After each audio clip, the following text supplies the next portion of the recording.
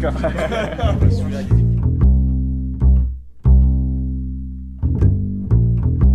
Ce forum, premier forum, puisqu'il y en aura peut-être un autre après, en début d'année prochaine. L'objectif, c'est d'avoir un maximum de billes concrètes pour affronter les élections municipales qui arrivent. Ça va être des mois où on va beaucoup communiquer, avec un horizon précis, un terme, une échéance, des compétences qu'on peut retransférer après dans notre pratique.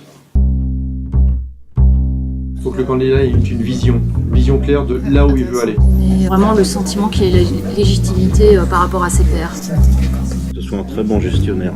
Alors comment est-ce qu'on véhicule tout ça en 30 secondes ?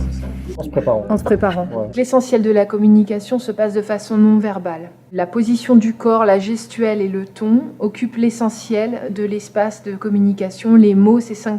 Ça ne veut pas dire qu'on doit se focaliser sur la gestuelle et le ton. Ça veut dire qu'on n'a que 5% de l'attention des gens sur le contenu de notre message et que donc il doit être parfait. Les mots doivent être parfaitement choisis. L'attention d'un public baisse toutes les 6 minutes. D'où l'importance d'avoir un message percutant et récurrent. En gros, on peut faire passer 3 idées maximum, et c'est encore beaucoup. Idéalement, en moyenne, c'est 2.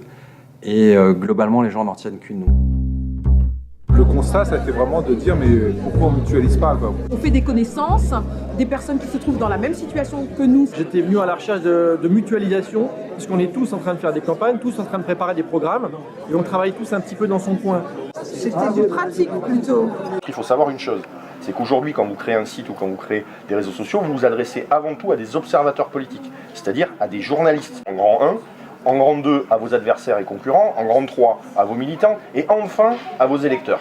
Il y avait une petite dizaine d'ateliers, que ce soit gérer ses comptes de campagne, élaborer son programme, mobiliser ses militants tout au long de la campagne, mais aussi des questions d'alliance, de stratégie, de communication, la façon dont on fait vivre sa campagne sur le web.